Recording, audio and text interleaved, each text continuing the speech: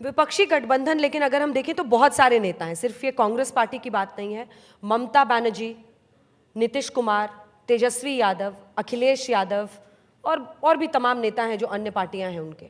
आपको लगता है कि प्रतिभाशाली और भी नेता बहुत सारे हैं, सिर्फ कांग्रेस को ही अगर हम छोड़ दें तो? देखिए, इन तमाम में दाग है, इन तमाम में दाग है। ममता बनर्जी बीजेपी के साथ नहीं थी, पर अब लड़ रही है ना। नहीं, देखिए है ना, हम तो नहीं थे बीजेपी के साथ। फिर आप नीतीश कुमार बीजेपी से ही मुख्यमंत्री एक नहीं 2-3 मर्तबा बन गए। डीएमके का भी बात लीजिए, अटल बिहारी वाजपेयी के ज़माने में साथ थे। तो ये शरद पवार का देख लीजिए कि इनकी पार्टी खुद लोग कह रहे हैं कि 2019 में हम लोग तय कर रहे थे बीजेपी के साथ जाने के लिए। अब उनकी पार्टी में क्या बोलना चाहिए, डिवीज़न हो चुका है। तो जितने लोग हैं ना, जब इनकी ज़बान से ये जो सेकुलरिज्म की बात करते हैं तो हमको ज़रा हंसी आती है। वो लोग ये समझते हैं कि हम हैदराबाद में बोलते हैं कि भैया हम क्या कान में फूल लगा के उतरे, अब इस तरह की भाषण दे रहे हैं।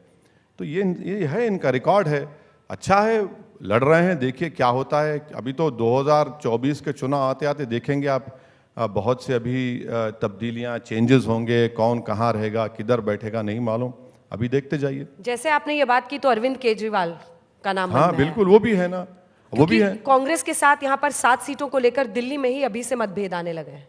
नहीं, होगा नहीं मालूम, पर उनको देखेंगे आप, वो अलायंस करेंगे, कितने जीत पाएंगे नहीं जीत पाएंगे। उनका जो व्यू है हिंदुत्व के बारे में अरविंद केजरीवाल का, सबके सामने है।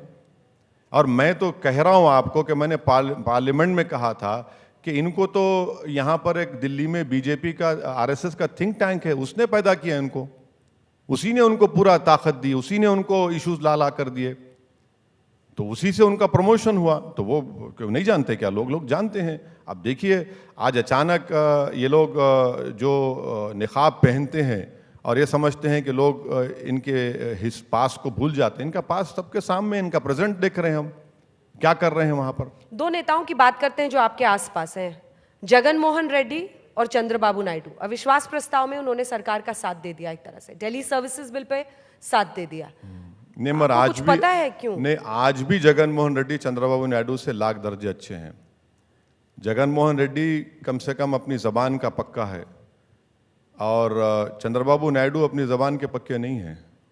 जो आदमी अपने ससुरे को धोखा दे सकता है तो किसी को भी दे सकता है। सच में कह रहे हैं आप। हम थे एमएलए 94 में, वो अपने ससुरे को धोखा दिए।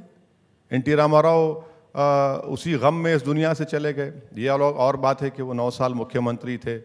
तो जगन है, मुझे लगता है कि बीजेपी का क्यों साथ दिया, ये सवाल था। नहीं, ये अच्छा नहीं किया, नहीं करना चाहिए था। उन्होंने क्या मजबूरी थी उनकी, वो बता सकते, मगर जाहिर है कुछ ना कुछ मजबूरी थी होगी, कुछ मजबूरी रही होगी। जाहिर है, बिल्कुल मजबूरी थी होगी। कहते हैं एजेंसीज का इस्तेमाल करती है ये सरकार। नहीं मालूम, वॉशिंग मशीन है, एजेंसी है, नहीं मालूम, बट है, कुछ ना कुछ है। भ्रष्टाचार, परिवारवाद, तुष्टीकरण, 3 फोकस है प्रधानमंत्री नरेंद्र मोदी का, जो उन्होंने लाल किले से भी इस बार बोला। और वो तुष्टीकरण वाले मामले में आप एकदम फिट बैठते हैं। नहीं, हम तो हर जगह फिट हो जाते हैं ना। दाढ़ी हमारे चेहरे पे, तो हर जगह हम फिट हो जाते हैं। वन साइज फिट ऑल इस देश में है तो मुसलमान है। हर चीज़ की जिम्मेदारी आप मुसलमान पे डाल दीजिए। भाई, तुष्टीकरण की, अपीजमेंट की बात कर रहे हैं आप। कौन इन सो कॉल्ड गौ रक्षकों को अपीजमेंट कर रहा है? कौन इनको हरियाणा में हथियार का लाइसेंस दे रहा है? किसने कहा था कि कपड़े देखकर पहचानो?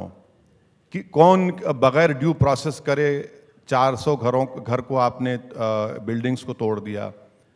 किसकी कस्टडी में कन्विक्टेड प्रिजनर है, उसको गोली मार दी जा रही है? कौन कानून बना रहा है रिलीजियस कन्वर्जन के ऊपर, लव जिहाद के नाम पर? अपीजमेंट किसका हो रहा है इस देश में, आप बताइए। अपीजमेंट मुसलमान का हरगिज नहीं है। अगर अपीजमेंट हो रहा है तो हम बोल रहे हैं बताओ कौन सी मिसाल है, कौन सी मिसाल है अपीजमेंट की? ये अपीजमेंट की मिसाल नहीं है। आप तो मार्जिनलाइजेशन को भी छोड़ दीजिए, अब तो आप टारगेट कर रहे हैं। बीजेपी सिर्फ जबानी तौर पर कहती है पसमानदा मुसलमान, मगर बीजेपी का ने कोई मुस्लिम एमपी तो छोड़िए, मुस्लिम मिनिस्टर नहीं है उनके पास। तो ये सच्चाई है। प्रधानमंत्री बोलते हैं क्विट अपीजमेंट, क्विट फुला। भाई, देश को बोलना चाहिए क्विट मेजॉरिटी अपीजमेंट, ये बोलना चाहिए। जो वो कर रहे हैं, उनकी सरकार कर रही है, इससे कोई इनकार ही नहीं कर सकता। इतना ज़्यादा तादाद में आप इन लोगों को प्रमोट कर रहे हैं तो उसका नतीजा सब देख रहे हैं।